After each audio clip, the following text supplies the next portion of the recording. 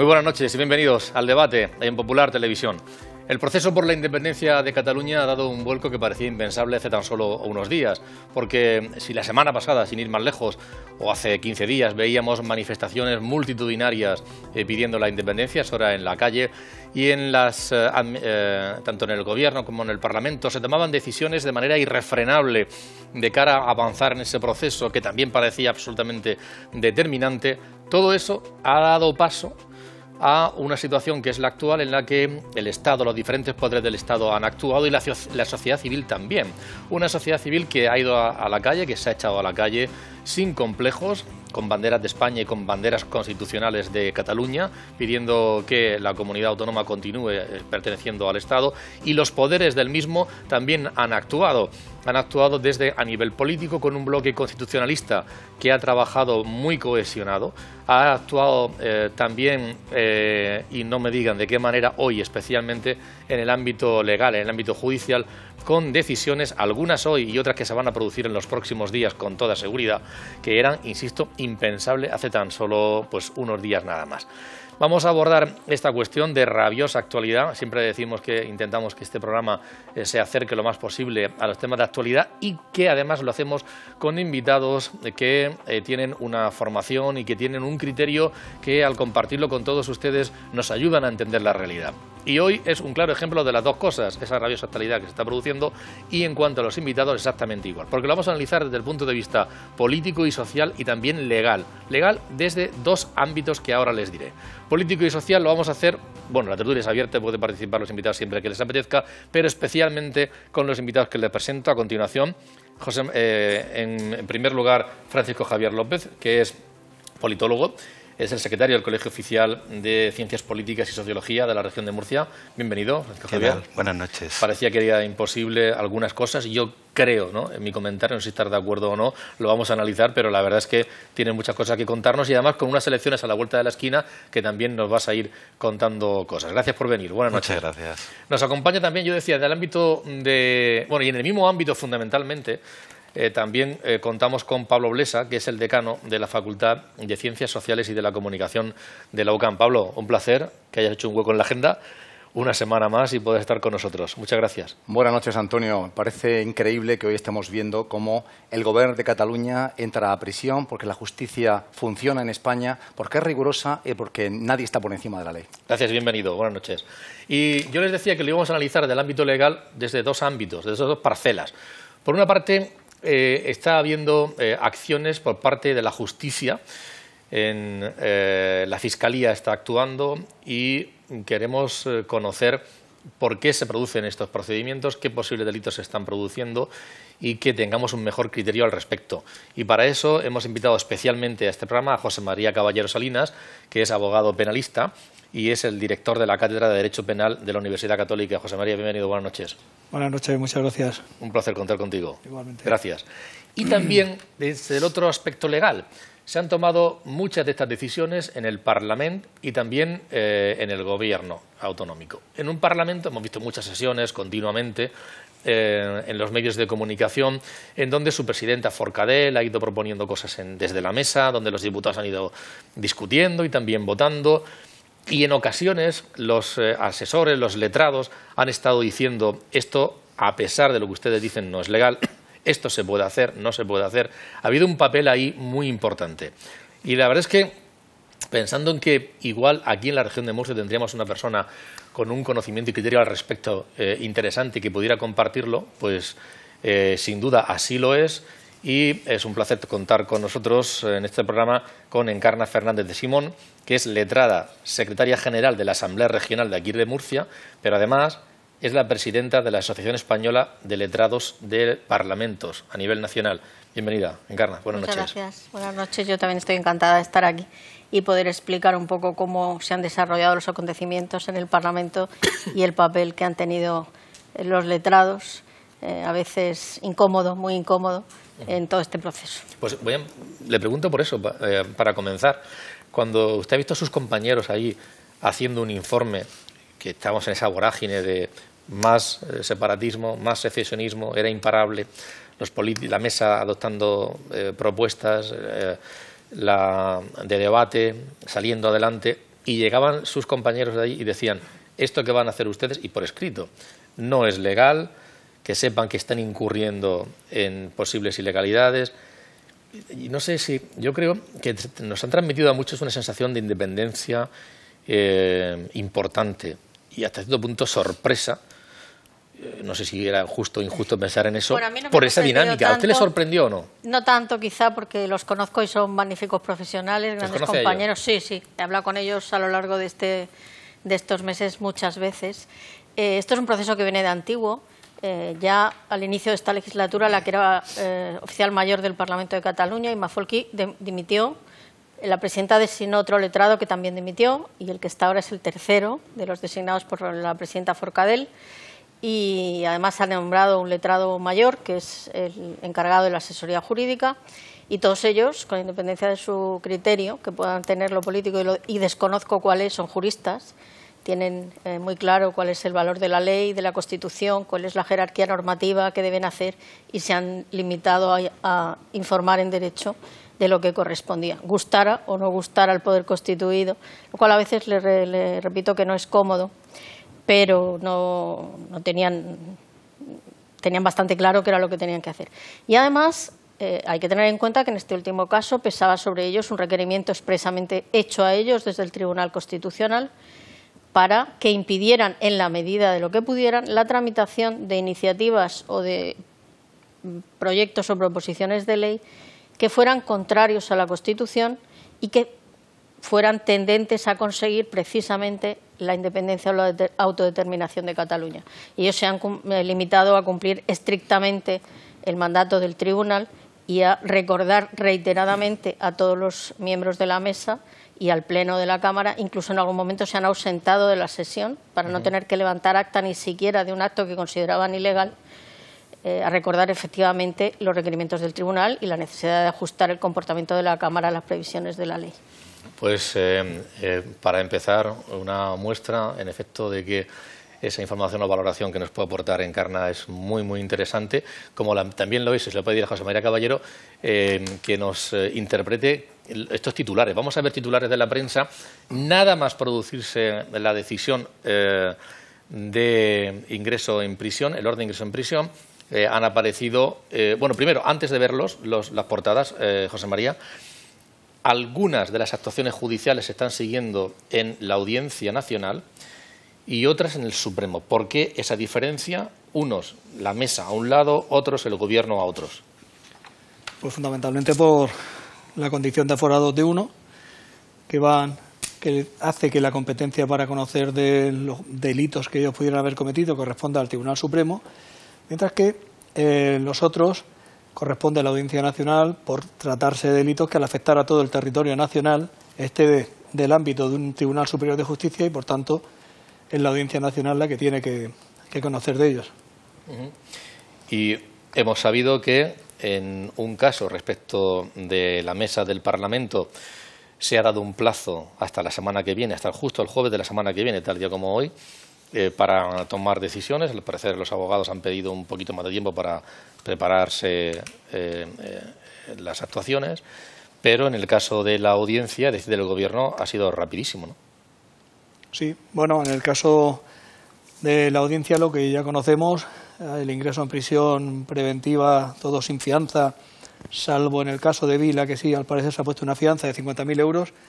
Bueno, yo creo que es un auto, hasta donde he podido ver, fundamentado principalmente por datos objetivos y concretos y contrastables. Es decir, estos estaban fuera de España, algunos de ellos acaban de llegar a España, otros ni siquiera han vuelto, como es el caso del señor Puigdemont, que se ha quedado allí, ha desatendido los requerimientos del tribunal y se ha quedado allí en Bélgica. Y bueno, eso hace que lo que en otros casos puede ser un pronóstico de futuro, la mayor o menor existencia de riesgo de fuga, en este caso concreto es algo palpable, está ahí y además ya se ha producido. Estaban fuera de España, han vuelto, y el riesgo de que pudieran tratar de eludir la acción de la justicia era un riesgo cierto, concreto y además plenamente palpable y yo creo que reconocido por todos. Eludir la acción de la justicia y que pudieran continuar en sus acciones, digamos, delictivas. Sí, sí, efectivamente, en claro. el ejercicio de esas actividades. Así es. Bien, pues vamos a ver, antes de conocer la interpretación también de Pablo y de Francisco Javier, vamos a conocer las portadas de la prensa. Insisto, nada más conocerse esas órdenes que han estado publicando los periódicos, los más destacados a nivel nacional, también los periódicos de Cataluña. Vamos a verlos. Se han hecho eco con absoluta inmediatez. El Mundo. La juez envía a prisión a Oriol Junqueras y a 7 exconsejeros. Hay que decir que Santi Vila, el consejero que decidió, cuando veía que se iba a tomar esa decisión, se eximió, se apartó, y la decisión en su caso es de prisión eludible con fianza. Vamos a ver otra portada de periódico. Ahí la ven. El País, en este caso. La juez envía a la cárcel a Junqueras y otros 7 exconsejeros. Y luego dice que también se ha pedido la detención de Puigdemont, ya no del fiscal, sino del propio juez. Ha tomado la decisión. Vamos a otro periódico, en el caso de ABC, toda página, que prisión incondicional para Junqueras y 7 exconsejeros. Y también que se pide exactamente igual para Puigdemont, prisión ineludible con fianza para Santi Vila, y luego la mesa exactamente igual, la mesa, lo que les decíamos antes, para la semana que viene, que se tomará una decisión al respecto. Vamos a seguir conociendo portadas. Son portadas francamente espectaculares. Yo creo que nadie hubiera pensado hace, no sé, unos meses, unas semanas, que pudiéramos ver una portada así. Es La Razón, publica... El titular es prácticamente el mismo, las fotografías de todos ellos. Vámonos con la prensa catalana, La Vanguardia en primer lugar, donde recoge, la fotografía es la misma, todos ellos, y quién debe llegar por las buenas o por las bravas, que es Puigdemont ante la audiencia. Esto es La Vanguardia. Es importante, Pablo, que están jugando los medios de comunicación. Me gustaría que Pablo interpretara esos periódicos, si hay cierto desapego o no, cierto tinte o no, diferentes entre una prensa y otra. Y luego es el periódico. La jueza envía a la cárcel a Junqueras y 7 exconsejeros. El fiscal pide también detener a Puigdemont y todos los que están con él en Bélgica. Bueno, pues visto esto, antes de nada, José María, sobre todo esto, lo que hemos hablado, ¿no? ¿O alguna matiz más que tú quieras considerar respecto de estas decisiones? No, bueno, visto lo visto, que el futuro que espera posiblemente a Puigdemont y a esos 4 exconsejeros que nos han presentado hoy, y a los que se han presentado, se entendía que existía el riesgo de fuga en el caso de Puigdemont y sobre todo él, porque no sé si es cierto o no, pero corre el rumor de que ya hace algún tiempo que mandó a su mujer a Rumanía y a sus hijos, y que bueno, él podía estar preparando esa salida, evidentemente, si en caso de que se ejecute la euroorden y lo entreguen, o se presentara él anteriormente, su futuro posiblemente, por lo menos en un futuro inmediato, está bastante claro, creo yo.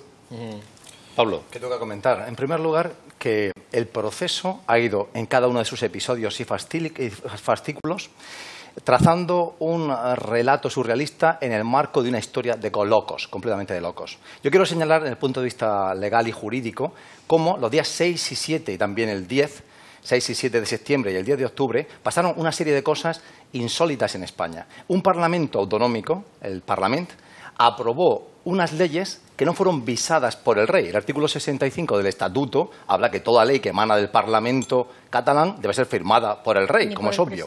Y no fueron firmadas. Es que lo que ha hecho... Tampoco el presidente de la Comunidad Autónoma sancionó las normas. Y tampoco el presidente. Entonces, ¿qué ha pasado? Desde que en 2015 este grupo, este conciliábulo de partidos radicales que eran independentistas y se han saltado al secesionismo y a la anarquía, tomaron prisionero por una pequeña mayoría que tenían de escaños el Parlamento catalán, lo que hemos visto es que se han saltado cuando les ha dado la gana, por mayorías y por lo que aprobaban en contenidos y la forma de aprobar los contenidos, el reglamento del Parlamento catalán, han destruido por completo el Estatuto y la autonomía de Cataluña y se han saltado a la torera la Constitución. Es decir, han cometido delitos de sedición, de rebeldía y de malversación. Y por eso es por lo que se les condena, porque ha sido un flagrante embate brutal, golpista a los fundamentos de nuestro Estado de Derecho. ¿Crees que vamos a llegar a este punto? No, de hecho yo recuerdo hace 15 días que salía de este estudio, sí, una vez que se apagaron las cámaras, y decía, yo creo que no vamos a llegar a mucho, creo que era contigo, Pablo, digo, lo mismo ni 155, que esto se va a poder arreglar de alguna manera. Llegó un momento, no me creía ese diálogo que desde la Generalitat se proponía, puesto que era un diálogo viciado, era un diálogo que exigía reconocer lo que desde allí se exigía, valga la redundancia, pero sí esperaba que esto no llegase a este punto de psiquiátrico, porque hemos entrado en una escala de enajenación colectiva. ¿Tú has visto ese cambio que yo decía al principio en la presentación? Me parecía que era imparable, irrefrenable, sí, que solo había una voz en la calle y en las instituciones catalanas, y que parece que ha ido cambiando hasta llegar a este punto. Claro, ha ido cambiando, tú decías, ha cambiado. Las calles antes eran las calles tomadas por los independentistas, que se mostraban como un bloque bastante sólido, con la CUP quizás basculando un poco más. La CUP no hay que olvidar quién es la CUP. Es un grupo radical anticapitalista que obviamente, junto con el PDeCAT, que representa todo lo contrario, representa a la burguesía catalana, eran mezclar agua y aceite, pero ha habido un momento que ese agua y ese aceite parecía que sí casaban. Lo que nos ha llevado es a una movilización social del otro bloque, del bloque unionista, que es como ellos lo llaman, vamos a llamarlo del bloque constitucional. No obstante, con todo lo que está ocurriendo en estos días, no sabemos ese bloque secesionista, esa amalgama que les unía, que era el fin de la independencia, obtener la independencia. Ellos mismos reconocen que no pueden llegar a ella. Tenemos que ver esa amalgama hasta qué punto es fuerte. Pero por otro lado, el bloque constitucionalista está muy bien salir a la calle con 1 millón, con 1,5 millones, con el número que sea de personas pidiendo la unidad nacional y pidiendo que Cataluña se mantenga. Pero a día de hoy habrá que ver eso después, a partir del día 21 de diciembre, cómo se traslada, si realmente es un bloque compacto o simplemente ahora lo están haciendo con unos fines electoralistas. José María, se ha llegado durante la tarde, se han estado haciendo declaraciones, lógicamente, de los promotores del independentismo, diciendo que todo esto es un juicio político, que son actuaciones que los jueces actúan de manera absolutamente política, que son, de hecho, presos políticos. Bueno, esto no es ni más ni menos que un episodio más de esto que nos decía Javier hace un momento, que esto es una historia de locos desde el principio hasta el final, que no es tanto de locos, creo yo. Aquí lo que pasa, todo el trasfondo absolutamente surrealista que tiene esto, yo creo que empezó cuando el señor Puigdemont empezó. Yo creo que este hombre pensó que los españoles éramos tontos y por eso decía voy a declarar la independencia, luego decía la he declarado pero no, o la he declarado pero solo un poquito. Ese tipo de historia, es decir, este señor que es absolutamente republicano, antimonárquico, etcétera, a mí me llama la atención que se va precisamente a refugiarse a una monarquía. Es decir, este señor es el ejemplo de las contradicciones máximas que te puedes encontrar. En su día se planteó la posibilidad, cuando se decía que se aplicaba el 155, pero inmediatamente que este señor iba poco menos que a no declarar la independencia, que iba a entrar en ese momento que se comentaba que iba a convocar las elecciones, es decir, que era una especie, había un acuerdo detrás de todo eso, que en definitiva él hacía como que mantenía lo que era su planteamiento, pero al mismo tiempo entraba en el redil de lo que se le pedía por el Estado, que al final también se trastocó todo eso. Es decir, esto ha sido una serie de noticias que se daban por hechas, porque además se dieron por todos los medios, que las teníamos ya las elecciones, y luego era todo mentira. Pero porque en definitiva yo creo que han estado haciendo sembrando el desconcierto sin saber nunca cuál era realmente lo que esta gente estaba haciendo. Además, Encarna, daba la impresión de que, lo digo incluso a nivel legal, que la decisión tenía que tomarla el presidente de alguna de las cosas, pero luego se lo pasaba al gobierno, pero luego se trasladaba al Parlamento, como que ahí se difumina, entonces ya no hay responsabilidad de nadie. Y si el Parlamento a la mesa se lo traslada a los miembros, a los diputados, ahí ya todavía más se difumina y ya la culpa no es de nadie por si alguien viene de la justicia, ¿no? Vamos a ver, se han retorcido los procedimientos hasta límites insospechados, pero yo quería antes apuntar otra cosa, las paradojas que tiene la vida y que está teniendo este asunto. Fíjense, el reglamento del Parlamento de Cataluña prevé que para el debate de un asunto, no se podrá entrar al debate de un asunto, salvo que 2 días antes, con este plazo previo, no estén en posesión de los diputados los documentos e informes del asunto que se va a debatir.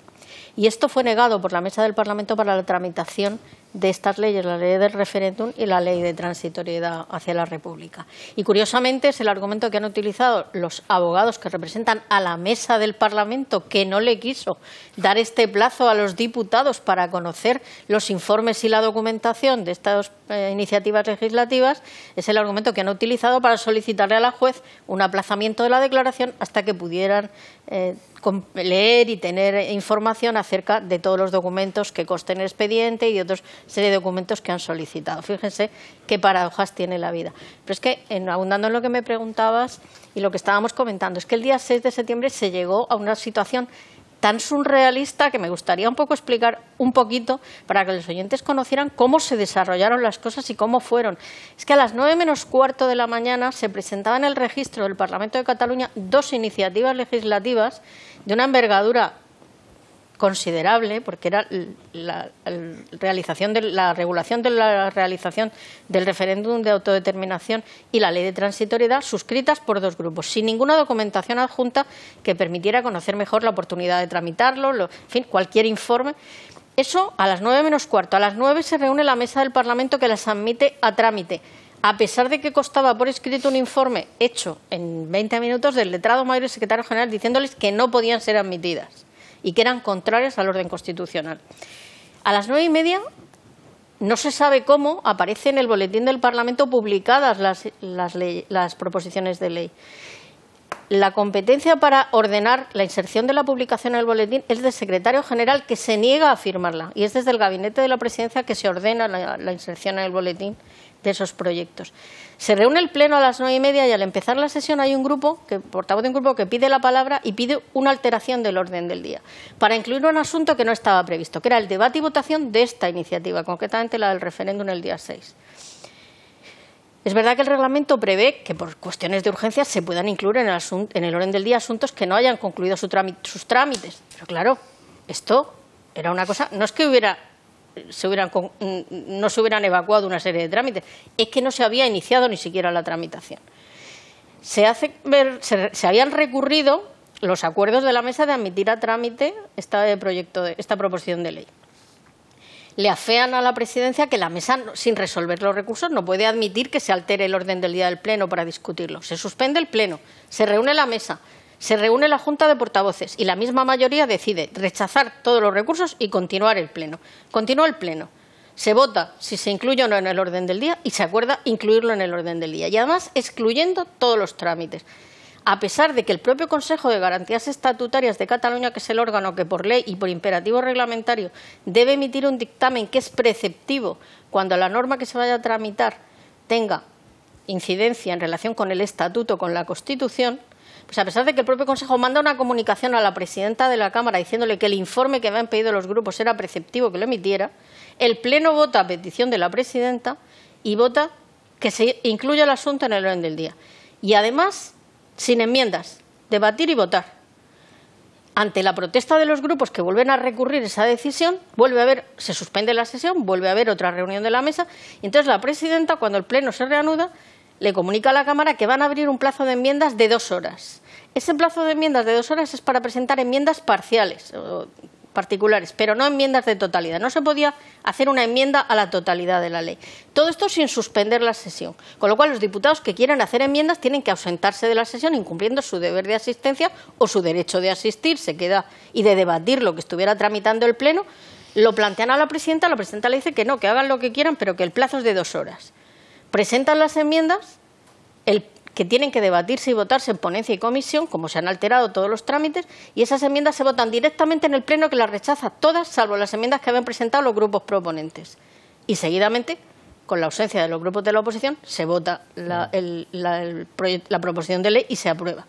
Hombre, vamos a ver, si esto no es lesionar los derechos de debate, de enmienda, de participación de los diputados de la Cámara, porque es verdad que en el Parlamento las cosas se aprueban por mayoría, evidentemente, pero claro, todos en igualdad de condiciones, con la misma... No, yo quería... Es espectacular la manera de analizar que ha tenido Encarna esa sesión tan truculenta, tan violenta, tan dañina, y es curioso que ahora un señor que ya es un proscrito de la ley española, el señor Puigdemont, se vaya a Bruselas. No se va a Bruselas porque obviamente sea un país republicano monárquico, que es una monarquía, obviamente.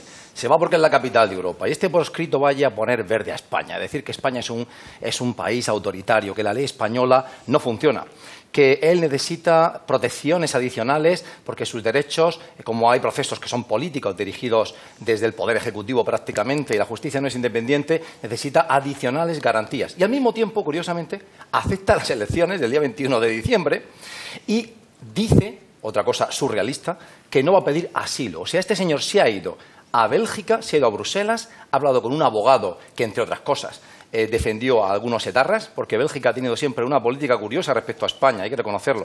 En su momento, no hay que olvidarlo, este país consideraba a los etarras, hasta bien entrados los años 80, presos políticos, y los acogía. Entonces va nuestro amigo Puigdemont a mover allí, digamos, el sonajero, a llorar un poco y a ver si recaba lo más importante que no ha tenido, y es lo que, gracias a Dios, nos ha salvado. Europa nos ha salvado.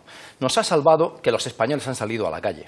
Nos ha salvado que las grandes empresas han votado en Cataluña y se han ido de Cataluña. Un 40% del PIB catalán, todos sabemos los grandes grupos, desde Planeta hasta por supuesto, la banca catalana, hablo de Caixa y hablo de Sabadell, se han ido de allí. Nos ha salvado especialmente, y ahí es donde voy, que ningún personaje decente en Europa, y por supuesto ningún gobierno europeo, le ha dado ningún aire, ningún átomo de aire a el señor Puigdemont y su proceso. Solo dos locos, indeseables, populistas, europeos, han hablado en favor de estos señores. Uno es Neil Farage, el xenófobo fascista británico, y el otro, el señor Wilders, que es también un xenófobo holandés. En cuanto a gobiernos, obviamente ha recabado un apoyo pasable, un golpe de mano de Nicolás Maduro, y otro, como no podía ser menos, de Nicola Sturgeon, la primera ministra de Escocia. Se han quedado sin eso. Le sumamos el 155, que se ha aplicado con sabiduría. El Gobierno ha hecho una aplicación correcta, puntual, para mí, perfecta. Hay que aplaudir a Rajoy en ese uso del poder que tiene el Ejecutivo para el 155 con el permiso del Senado, y con eso el proceso ha quedado descarrilado. Ojalá, y con esto termino, que no haya tumultos. Ojalá que ahora no haya tumultos, que es lo que toca ver, y que haya unas elecciones el día 21 normales, autonómicas y racionales. José María, hay quien comentaba, enlazando con lo que decía Pablo, que este tipo de decisiones judiciales no eran las más convenientes porque podían provocar esos tumultos y podían provocar que gente, digamos, que hasta ahora no se habían pronunciado, pues se sientan afectadas, se sientan heridas en su orgullo catalán y reaccionaran sumándose al grupo independentista. Y que, por tanto, no era conveniente que la justicia tomara una decisión así. ¿Hay quien lo ha dicho? ¿Quién lo ha defendido? Sí, sí, sí. Yo, en relación con lo que decía Pablo, primero tendría que discrepar.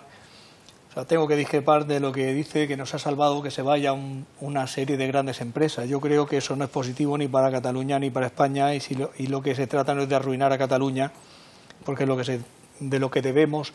De hecho, hay por ahí un movimiento de personas que lo que tratan es de hacer un boicot a todos los productos que sean catalanes. Yo, hombre, que se quiera hacer ese boicot, yo lo veo bien en relación con aquellas empresas que son especialmente hostiles en ese movimiento independentista, que hay algunas que se han pronunciado muy visceralmente a favor de la independencia. A esas empresas yo, de luego, sí creo que apoyarlas lo menos posible, pero el resto de empresas, por el mero hecho de ser catalanas, yo creo que aquí a lo que hay que tender es a volver a tratar de que llegue cuanto antes la normalidad otra vez a Cataluña y no a luchar contra Cataluña, que no son enemigos, y es precisamente lo que a lo que se tiene que tender.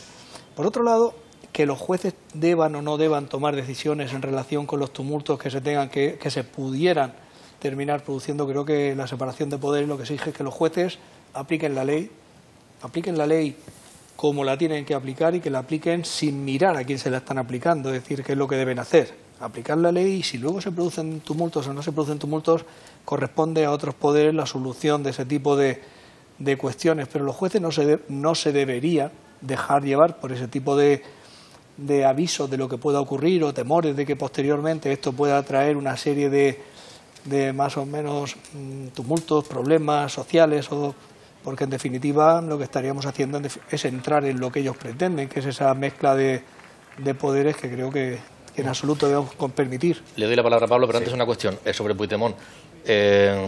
¿Puede ser que un Estado miembro, Bélgica, le dé asilo político a una persona de otro Estado miembro que es España? ¿O crees que Puigdemont terminará en el banquillo?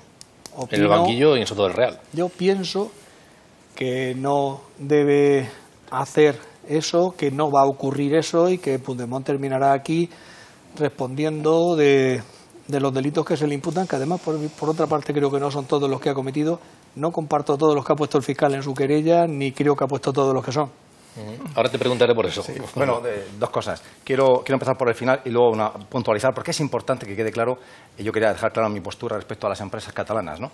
Respecto a lo segundo, es decir, Puigdemont puede recibir el asilo de Bélgica. Hay que decir lo siguiente: los países de la Unión Europea, todos, tienen el mismo sistema, la misma, digamos, legislación para arreglar el asilo. Pero Bélgica, ese país con ciertos tintes extraños a veces, tiene unos especiales criterios y guarda una forma especial de dar el asilo. No lo concede el gobierno. De hecho, el viceprimer ministro de Bélgica le ha dicho a Puigdemont que se vaya con su pueblo. No sabe cómo quitárselo de encima. Pero hay una autoridad que es independiente del gobierno, que obviamente si llega un señor y le presenta una documentación, la tramitan y le dice si es apto o no para el asilo. Obviamente, casi todo el mundo, y por eso él finalmente no ha contratado los servicios del abogado belga, porque se ha dado cuenta que es inviable, iba a ser ridículo, porque iba a presentar la documentación para el asilo e iba a fracasar. Respecto al dinero, yo lo que me refería con el tema de la huida de las empresas catalanas no es que me alegre. Yo tengo mi cuenta bancaria en un banco catalán, compro Espetet, me encanta Cataluña y voy a seguir consumiendo productos catalanes. Y he escrito por activa y por pasiva, y he dicho en mi clase, que los boicots son contraproducentes. Los productos catalanes, muchos se hacen en Extremadura, otros en Murcia, otros parcialmente en Extremadura o en Vizcaya. Somos una economía integrada y lo que afecte a Cataluña nos afecta a todos nosotros. Por eso es ridículo. Pero sí que es cierto que, como decía Borrell, que escribió un libro muy bonito, los cuentos de las cuentas del Procé, uno de los puntos donde apoyaban su estrategia era: no os preocupéis, catalanes, nadie se va a ir de aquí. Todo el mundo se queda aquí.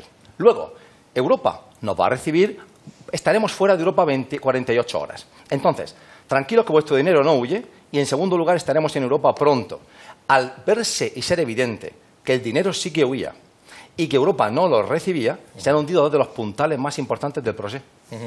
Quería preguntarle a Encarna, ¿por qué hasta ahora no se ha hablado de responsabilidades políticas de los diputados del Parlamento? ¿El nivel es distinto de responsabilidad? Estamos hablando de unos del Gobierno, otro de la mesa, donde sí se está actuando, pero los diputados no se habla hasta ahora. No se ha hablado de responsabilidades políticas, digo, responsabilidades penales de los diputados, porque son muy difusas, y voy a explicar por qué. La mesa sí tenía un requerimiento de abstenerse de realizar determinadas conductas y tramitar determinadas iniciativas. Pero se han preocupado muy mucho ellos de diluir la responsabilidad, por ejemplo, con esa votación secreta de la propuesta de resolución, para que no se sepa exactamente quién votó qué cosa, aunque se podría a lo mejor deducir, pero ya sería una deducción, no una prueba fehaciente. Y realmente todas las decisiones que han tomado las ha suspendido el Tribunal Constitucional, con lo cual la responsabilidad ejecutiva no ha ido más allá. Los diputados no son juzgados por las opiniones y los votos que emitan en el ejercicio de sus cargos y por lo tanto, o de su mandato representativo, y por lo tanto esa responsabilidad está más difusa. Por eso yo creo que hasta este momento la exigencia de responsabilidades se ha circunscrito a la mesa del Parlamento, que realmente sí es el órgano de gobierno de la Cámara y el responsable de las decisiones estas tan atropelladas, que tan atropelladamente quería explicar yo antes, que se han ido tomando, ¿no? Yo creo que el plantear una cuestión que no se ajusta a la ley entra dentro de lo legal, en el sentido de que los diputados pueden plantearlo, discutirlo, y si las normas después se modifican o se aprueban, eso no es irregular. Lo irregular es esta carrera alocada para conseguir un objetivo. No se sabe muy bien en esa Arcadia feliz que nos describía, de que todo iba a ser maravilloso y estupendo, y tal es así que incluso la ley de referéndum, que pretendía solo regular el referéndum, dice que prevalece jerárquicamente esa ley sobre cualquier otra norma que pueda oponerse a lo que diga esta. O sea, ya Era una cosa ya increíble, ¿no? Es que no. Ya era retorcerlo todo. A ver, por recomponer un poco... Socialmente, Sí. ahora consecuencias, repercusiones. Bueno, repercusiones las vamos a ver desde esta misma noche. Por ejemplo, ya Arran, la organización juvenil de la CUP, ya está diciendo que menos caceroladas y menos bobadas y hay que pasar a la acción. Con lo cual, a lo mejor eso también va despejando en parte ese delito de rebelión que no estaba muy claro, porque si empieza a concurrir la violencia viene precisamente no por el auto de una juez de la Audiencia Nacional, sino por el acto jurídico que se tomó en el Parlamento de Cataluña el día 10. Futuro. El futuro es complejo. Tenemos unas elecciones, aunque si bien el presidente del Gobierno, para sorpresa de casi todos, optó por ese 155 que tanto le demandaban, como si es inevitable, al menos doctor, que no me duela, que sea quirúrgico. Es curioso que el Partido Socialista los quería rápido porque pensaba que iba a ser a 6 meses claro. Y de pronto sorprende con menos de 2. Justo con el Fue tiempo una que acción necesitaba, política muy sorprendente. los 54 días que necesitaba para poder para que la convocatoria de elecciones se ajustara a derecho. Vamos conociendo algunas encuestas, vamos viendo que el CEO, que es como el CIS a nivel nacional, el Euskobarómetro en País Vasco, EGOPA en Andalucía, sale esta semana y no nos da unos grandes cambios. Prácticamente hay una pérdida de a lo mejor un diputado para Junts pel Sí, la CUP que baja otro diputado, pero prácticamente los bloques, esos dos bloques se mantienen. Pero claro, eso fue una encuesta hecha en los últimos 15 días. Todos los acontecimientos que están sucediendo van cambiando. En este país asistimos tristemente a los atentados del 11 de marzo y vimos que todas las encuestas durante los días previos daban unos resultados y el día de las votaciones fue un vuelco electoral a raíz de un hecho puntual que fue un atentado que le costó la vida a 192 personas, pero es que aquí cualquier chispa que salte podrá hacer que cambie todo. Habrá que ver también qué posicionamiento tienen dentro de esos bloques los partidos basculantes, como pueden ser... El sondeo último que ha lanzado CEO y ya era en pleno proceso soberanista y no marca diferencia respecto del dibujo actual del Parlamento, es decir, casi se producirían los mismos resultados. Entre 60 y 63 diputados que le daba a Junts pel Sí, pero claro, pero es que Junts pel Sí ni siquiera sabemos si se va a presentar. Si se va a presentar Esquerra Republicana, que hay otras encuestas que le está dando unos 52 diputados, el PDeCAT, no sabemos si se va a presentar el PDeCAT por un lado y Santi Vila, si su situación procesal se lo permite, como otro partido o como otra plataforma no lo sabemos. Podemos. Se presentarán los comunes por un lado, Cataluña, Sisespot por otro. Por cierto, que Podemos ha comunicado que llevará la amnistía a Puigdemont y a su gobierno en el programa del 21D. Sí. O sea que va a haber muchas sorpresas. Desde un Parlamento autonómico se puede... Pues es curioso, pero yo quería apuntar una cosa que no sé si los telespectadores lo saben, es que Cataluña es la única comunidad autónoma que no tiene ley electoral propia. Todas las comunidades autónomas tienen una, Murcia también, sí. Pero Cataluña no, porque no han sido capaces en todos estos años de ponerse de acuerdo en cómo tenía que ser el sistema electoral catalán y aplican supletoriamente la norma estatal, curiosamente, ¿no? La norma estatal que favorece a los partidos mayoritarios y yo efectivamente creo que es posible que los resultados sean bastante parecidos y la composición del Parlamento sea más o menos la de ahora, pero yo creo que no volverá a pasar, esta lección se va a aprender, no volverá a pasar lo que ha pasado, a pesar de que los resultados sean similares. Sí, de hecho, se está hablando de que uno de los líderes del bloque más, digamos, nacionalista, podría liderarlo, se está hablando de Santi Vila, sí. Y precisamente ha sido la persona más moderada dentro de la parte nacionalista, más moderada, de ahí que se retirara justo un poco antes y eso le ha valido que no ha ingresado en prisión y que la va a eludir. Es decir, que puede ser que se opte determinados partidos no por la fiebre que había hasta hace poco, sino por otras posturas más moderadas, ¿no? Tenemos hasta el próximo martes para ver esa presentación no de candidaturas, de partidos, de quién concurre y quién no concurre. Tienen todavía 4 o 5 días para intentar llegar a acuerdos, y habrá que ver si esa amalgama del proceso es suficientemente fuerte como para seguir coaligando distintos partidos, o si cada uno se va a presentar por separado. Y tiene importancia que se presenten por separado, porque ese baile de escaños que puede haber puede decantar hacia una mayoría más significativa, hacia más 60 estaban ahora mismo, Junts pel Sí era en 62, superar esos 62, o que Esquerra y el PDeCAT no lleguen a sumar esa cantidad, que la CUP suba o baje. Pablo, sí, quería comentar que yo no sé, primero hay un dato de este barómetro que estáis citando que a mí me estorba, a mí me molesta, y es que el sí por la creación de un Estado independiente, una República Catalana, ha crecido en estas últimas semanas. A mí eso me molesta porque no puedo creerme que la insensatez sea tan pervasiva, esté tan inoculada en el tejido social catalán. Y hay solo 2 cosas.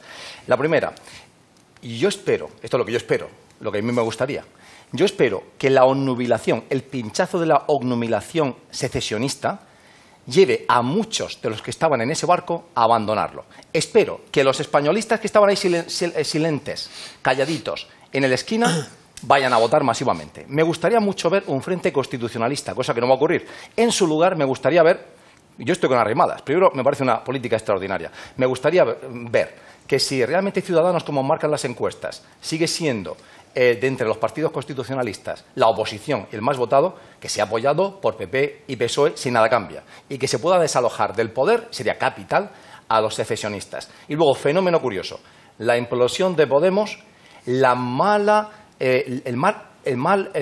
expresión, la mala manera, la manera tan torpe o tácticamente torpe como Pablo Iglesias ha ido comunicando la posición de su partido respecto a un proceso ilegal. Ha sido tan mala que se ha hundido en las encuestas y ahora se ha tragado la vergüenza de que su propio partido ha implosionado en Cataluña. Preferiste la vergüenza a la guerra, al final has tenido vergüenza y guerra, como decía Churchill. No sé si error en la comunicación, que siempre hemos dicho que Podemos la ha gestionado bastante bien, o que se ha visto la amalgama de partidos que conforman Podemos definitivamente lo ha atrapado en una situación difícil de salir. De hecho, Colau también dice que Puigdemont es el legítimo presidente de la Generalitat. Lo acaba de decir. José María, ¿qué delitos se pueden haber cometido? Estamos hablando, oímos hablar de posible rebelión, de sedición, de malversación de fondos, de usurpación. Bueno, oímos muchas cosas que nos suenan grandilocuentes. Yo creo que lo grandilocuente se mide porque si lleva a prisión es que gordo, ¿no? Pero tú nos puedes echar una mano, José María. Yo, por ejemplo, el de usurpación que has comentado en última instancia no va en la querella del fiscal, creo, salvo error por mi parte, creo que no va. Y creo que el de usurpación es un delito, precisamente hace un momento Encarna nos decía que se había acordado la inclusión en el boletín de una serie de iniciativas que no iban firmadas por quien tenía que hacerlo, y de la misma forma que todos los que han iniciado ese trámite para la declaración de una independencia para la que no tienen competencia ninguna, eso en definitiva está incluido en el artículo 506 del Código Penal, que es el delito de usurpación, el que se atribuye funciones que no tiene, que no le corresponden. El funcionario que decide ejecutar y resolver aquello que no le corresponde, en principio estaría cometiendo ese delito de usurpación, y aquí lo hemos visto día a día que lo han estado haciendo con absoluta reiteración. Al mismo tiempo, esa alteración de la forma más burda, grosera y evidente que nos ha expuesto también Encarna, pues eso es una prevaricación como la copa de un pino. Han ido dictando normas para las que se ha ido estableciendo casi con procedimiento ad hoc, porque queremos que se dicten en media hora, y en media hora tiene que estar todo, o en 2 horas nos decía, en 2 horas. Es decir, son procedimientos que no están regulados en ningún sitio, que se han establecido porque ellos decían que tenía que ser así, y eso es claramente un delito de prevaricación. Se ha cometido también, y también se ha comentado aquí en esta mesa, es decir, por parte de los letrados les han ido avisando por activa y por pasiva, por escrito, ausentándose para no colaborar en esas farsas. Es decir, no pueden hacer lo que están haciendo, no solamente por carecer de competencia, porque estamos requeridos reiteradamente por los tribunales para que cesemos en este tipo de actuaciones, eso es un delito de desobediencia, también como delito continuado que estaría ahí. Y yo donde discrepo es en el tema del delito de la rebelión. El delito de rebelión, aunque el fiscal Maza dice, porque el delito de rebelión, nosotros en penal hay un principio elemental y básico que es el principio de legalidad. Es decir, la interpretación de las normas tenemos que hacerla siempre dentro de los términos utilizados por el legislador. No podemos salirnos de ahí.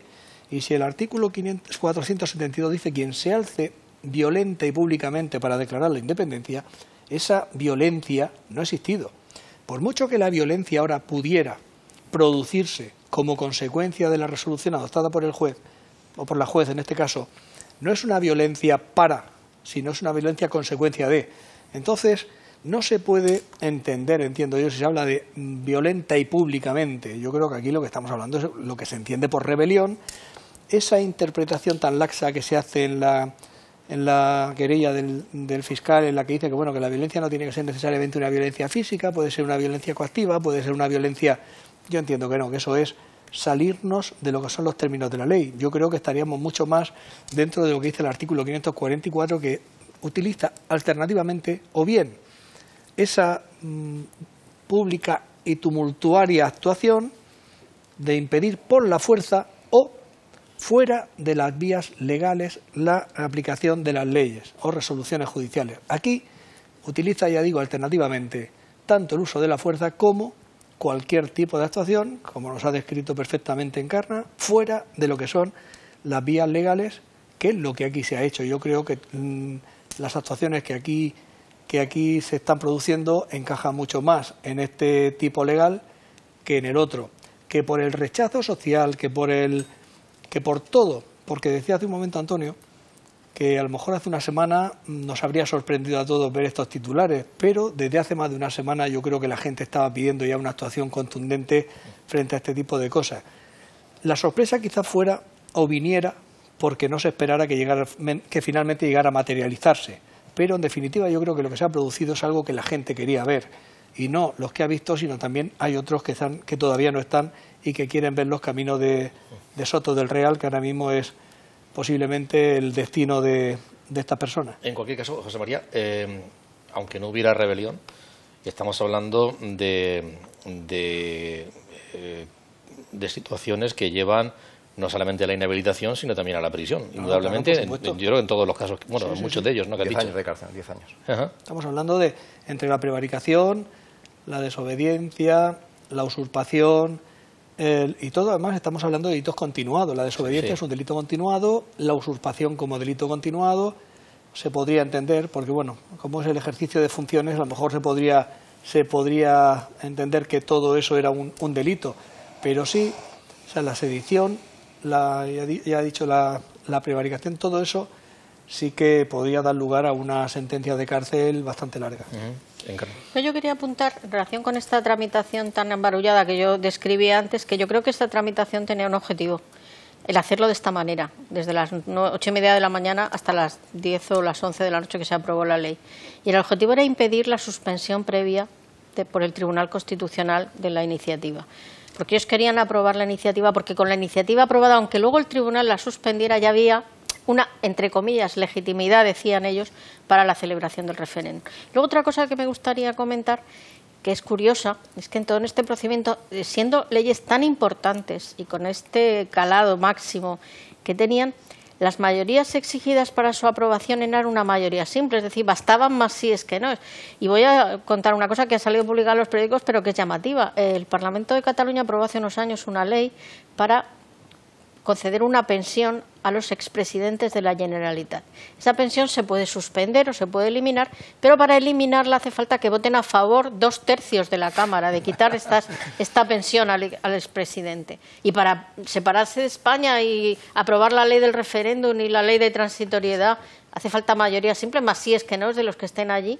Hombre, resulta cuanto menos curioso, ¿no? Y esta declaración de independencia aprobada a través de una propuesta de resolución, de un debate en el que el presidente no participa, como impulsa al gobierno. Tiene una cosa. Yo les digo que llevo muchos años en esta profesión y y como letrada del Parlamento, y resulta cuanto menos llamativo, curioso y desde luego Carmen, para escribir sobre ello. Y lo que pasó en las salas del Parlamento, fuera del Parlamento, lo que pasó en las bodegas del Parlamento. Bueno, esto Recordamos ya... que las aprobaciones declarativas, el día que Puigdemont la firma en la sala de al lado, exactamente, ¿no? el día que Puigdemont aparentemente retuvo la aprobación de la DIU, Declaración Unilateral de Independencia, se fueron, tras terminar la sesión, a una sala del Parlamento y allí cantaron los segadores, firmaron una declaración que Bueno, pero declaraba esta era una la cuestión República. política y no un acto Este parlamentario. proceso ha sucedido en el Parlamento, en los pasillos, en las escaleras, en la calle. Es tal caos, es un caos. Bueno, como me quedo así el último, voy a intentar un poco una nota de lo que decís cada uno. Hablábamos del tema del delito de rebelión.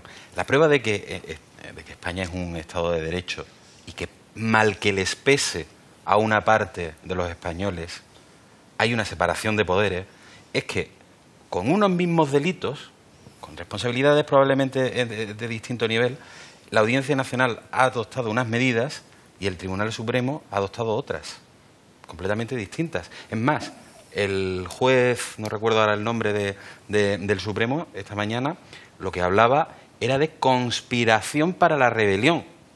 Es decir, ha habido un preparativo para una rebelión.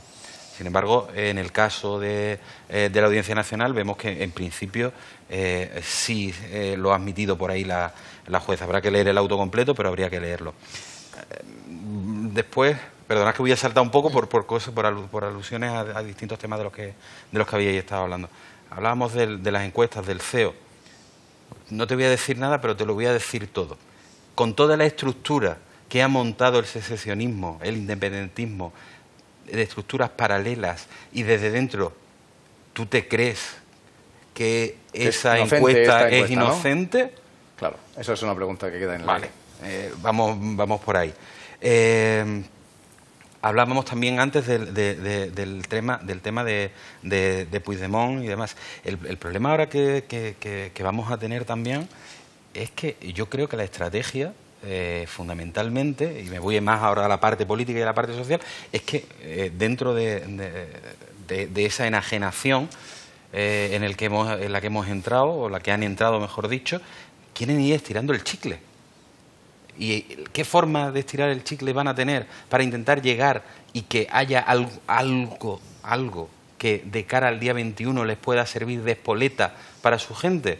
Pues precisamente es ampararse en ese sistema belga, que es bastante más enrevesado que el nuestro, porque por mucho que haya habido una traslación de la normativa europea en todos los estados, al final los belgas, como bien estabais explicando antes, hay ahí ciertos vericuetos que le van a permitir, probablemente, estamos a día 2 de noviembre, pues probablemente le van a permitir como mínimo un mes de estar por ahí danzando entre un tribunal y otro. Hoy hablaban que se iba a ir a presentarse a un tribunal flamenco, a un juez flamenco, porque claro, los flamencos le van a tener más empatía y es decir, vamos a entrar en una locura, y lo que van a tratar es de dar un alargamiento para intentar llegar al día 21 de manera que haya algo que les favorezca. Y finalmente, la decisión de la jueza ha sido, bajo mi punto de vista, bastante acertada, porque no los ha enviado a todos a Soto del Real, sino que los ha repartido entre Alcalá Meco, Extremera, tal, para que no tengan mayoría ni siquiera simple. Yo, si me permite, una única cuestión. Leí, efectivamente, se me había olvidado comentarlo, lo del el magistrado del Tribunal Supremo, que apuntaba a una posible conspiración para conspiración para la rebelión. Lo que ocurre es que, bueno, siempre he dicho desde la máxima modestia, teniendo en cuenta que es magistrado del Supremo, no comparto, porque la conspiración forma parte de lo que es la fase intermedia del delito. Y aquí estamos en una fase ya de ejecución muy avanzada. O sea, hemos superado ya con mucho la fase intermedia. Ya tenemos que hablar de delitos concretos y no de esa fase de preparación que es a la que pertenece la conspiración. Yo creo que se ha superado esa fase en la que el juez quiso, esa fase intermedia entre lo que es la fase interna. Es decir, primero decido si voy a cometer el delito y antes de empezar a ejecutarlo, conspiro para ello. Pero fíjate, si nos vamos a casos que incluso nos tocan más de cerca a nivel regional, la Fiscalía se ha apoyado incluso algún juez de la Audiencia Nacional, en algún caso que todos conocemos, en decir que no era necesario constituir el delito, sino tener la intencionalidad de cometer el delito. Es decir, que en algún caso de corrupción lo hemos visto por aquí que se hablaba de eso, con lo cual esa rebelión no se ha producido, pero no sabemos si había intencionalidad. Y dentro de esa hoja de ruta tan manida de la que tanto hablan, no sabemos en qué punto se ha detenido esto, no sabemos si realmente había o no había intencionalidad. Sobre las decisiones que se han tomado a nivel judicial, bueno, en otros casos ha habido ingreso en prisión y en otros casos, de la mesa del Parlamento, el Tribunal Supremo ha aplazado la declaración de Forcadell y de la mesa le impone vigilancia hasta la semana que viene. En este plazo de una semana, ¿el Parlamento tiene capacidad operativa? ¿Puede su presidenta Forcadell hacer algún movimiento? Claro, la pregunta es, como es tan absurda como las decisiones que se toman, porque como uno cuando no reconoce la legislación puede hacer lo que le dé la gana. Pero bueno, dentro de lo que fuera lógico, esta semana, el que una persona que pueda haber cometido un delito tenga una semana por delante y siga estando en funciones, ¿puede haber ahí algún tipo de actuación que veamos en los próximos días? Yo creo que la medida que ha adoptado el juez el aplazamiento de la declaración y de momento no tomar medidas cautelares tiene también una explicación, y es que los poderes del Parlamento están suspendidos en algunas cosas, pero no en otras. Es decir, según la aplicación que el Gobierno ha hecho del 155, el Parlamento no puede investir a un presidente, hacer una serie de cosas. Pero sí tiene otra serie de competencias que el Gobierno no ha suspendido. De hecho, la Cámara está disuelta, pero tiene una Diputación permanente que debe velar por esos poderes que tiene la Cámara. Si el magistrado del Tribunal Supremo mandara a prisión a la mesa del Parlamento, entonces sí que suspendería todos los poderes del Parlamento, porque la presidenta del Parlamento no podría ejercer su función y la presidenta es sustituida por los vicepresidentes por su orden. Es verdad que no todos los miembros de la mesa están imputados ni llamados a declarar, porque aquellos que se abstuvieron, el vicepresidente segundo, que es de Ciudadanos, se abstuvo de tomar decisiones en relación con todas estas cuestiones y que no votaron, no han sido llamados al procedimiento. Pero claro, se alterarían las mayorías. En el Parlamento de Cataluña la Diputación Permanente es un órgano que no tiene diputados suplentes, no ocurre como en Murcia. En Murcia, ante la ausencia del titular, puede ir el suplente, allí no. Y además en Murcia se aplica el criterio de voto ponderado, es decir, que cada grupo tiene los mismos votos que tenía en el plenario de la Cámara, mientras que allí no, con lo cual quedaría alterado el principio democrático, el principio de mayoría, si se enviaran a prisión y hubiera que celebrar una sesión de la Diputación Permanente a determinados grupos que tienen una mayoría, que les han concedido las elecciones legítimamente celebradas. Por lo tanto, yo creo que tiene que sopesar, en el caso de la mesa del Parlamento, mientras la Diputación Permanente subsista, qué debe hacer, cuáles deben ser las medidas preventivas. Yo, de momento, las que ha tomado me parecen bastante adecuadas, porque eso implicaría poder suspender los poderes de la Cámara, y eso no lo ha hecho el Gobierno con el 155, ni creo que era lo que se pretendía. O sea que, a la hora de aplicar la ley, hay que tener, en fin, cierta ponderación y ver, efectivamente, todo lo que implica cada decisión que se toma, y en relación con lo que pudiera hacer la presidenta del Parlamento, pues podría hacer cualquier cosa, evidentemente. Pero yo creo que no están. Los términos en los que está ahora y puede actuar el Parlamento son los que son. La Cámara está disuelta y los grupos pueden hacer lo que pueden hacer, reconozcan o no la legalidad del proceso que se ha seguido. Y además, teniendo en cuenta que está encausada y en el momento que está, por la cuenta que le trae. Además, el juez le ha dado tiempo para que se estudie la documentación, ella y su abogado, cosa que ella no hacía. El grado de responsabilidad en todo este embrollo, obviamente el Parlamento ha sido el tonto útil. El brazo ejecutor en cuanto va a ir aprobando medidas, pero medidas que le iban... Es que las leyes no las puede aprobar más que el Parlamento. Efectivamente. Por eso, pero quien ha desviado fondos públicos con este fin ha sido el Gobierno de la Generalitat, no el Parlamento. No, pero los presupuestos de Cataluña en todo lo relativo al proceso fueron suspendidos y anulados por el Tribunal Constitucional. Pero porque en el Parlamento ha habido una mayoría que realmente ha sido... secuestrado todo. Efectivamente. Se ha cargado todo. Con lo cual, obviamente, el mayor peso, tanto político como penal fundamentalmente, tiene que recaer sobre el Gobierno, que además no se considera destituido, que esa es otra. Quería hacer dos puntualizaciones. La primera es que es cierto que lo único bueno que hasta hoy se puede salvar del proceso es su carácter gandiano. Es verdad que hay que señalar, yo he leído a Puigdemont por activa y por pasiva, no hay ni una sola referencia a la violencia. Al contrario, eso hay que reconocérselo, es lo único que hay que reconocerles. Luego está el uso tumultuario de la gente, esa articulación de ómnibus cultural con la Asociación Nacional Catalana para, digamos, llevar a la calle a millones de personas pacíficamente, festivamente, incluso a referéndums ilegales pacíficamente y festivamente, pero hasta ahora ha sido un proceso pacífico. La violencia puede venir de dos cosas. Una, elementos universitarios chiflados, como decía el presidente de la CRUE, que es el rector de la Universidad de Lérida. Hay 207.000 estudiantes en Cataluña, se han manifestado en las calles unos 5.000 o 7.000. Y luego elementos violentos están dentro de la CUP alojados, suponemos, más que en Ezquerra, y ahí hablaríamos de 3.000 o 4.000 elementos violentos que pueden ser secundados por otros violentos europeos que vengan aquí pues, a sumarse a la algarabía. Pero fuera de eso, no. Y luego una pequeña broma, pero también un reconocimiento al Parlamento murciano. En primer lugar, hay que decir cómo cuando estos sucesos han pasado, la presidenta de nuestro Parlamento, Rosa Peñalver, ella apareció públicamente manifestando dos cosas, que estaba completamente escandalizada de la manera de operar de la señora Forcadell, su colega en Cataluña, y que había que convocar, ¿no?, una mesa para estudiar la restricción del poder que ella misma tenía. Eso es muy bueno, por un lado. La broma viene en que yo espero que, ya que el sistema procesal tiene como fin la reeducación y la reinserción, que como becarios venga Forcadell y otros aquí al Parlamento murciano a aprender de personas como Encarna. Tengo que decir que la presidenta del Parlamento de Murcia hace bastante caso, por no decir caso total, de los informes jurídicos que se le presentan. Claro. Bien, pues para concluir le voy a dar la palabra tanto a José María como a Encarna en el ámbito que creen que va a ocurrir en las próximas fechas, las próximas horas, días, en el ámbito legal, también luego en el ámbito político y social me gustaría preguntarle a ellos dos qué creen que puede ocurrir, si va a haber más detenciones, si la justicia no se va a parar, si esas presiones desde algunos ámbitos que se están recibiendo pueden tener algún tipo de consecuencias o no. José María, ¿qué crees que va a ocurrir en las próximas fechas? Pues eso es difícil. Vamos a ver, en principio lo previsible es que la justicia siga adelante y obviamente yo creo que nuevas detenciones se tienen que producir ante, por lo menos, las de los que estaban convocados y no han comparecido. Habrá que utilizar los mecanismos, entre ellos la euroorden de detención y entrega, para que, puesto que no ha comparecido voluntariamente, el país en el que se encuentra lo ponga a disposición de las autoridades españolas para que pueda responder ante la Administración de Justicia. Yo creo que eso es lo previsible que se produzca a corto plazo, sin perjuicio de que habrá que ver que lo que se hace transcurrida esta semana, que se le ha dado de margen para instruirse de los procedimientos que se han solicitado y prestar declaraciones en las que se han suspendido. Por cierto, no hemos hablado nada del mayor de los Mossos.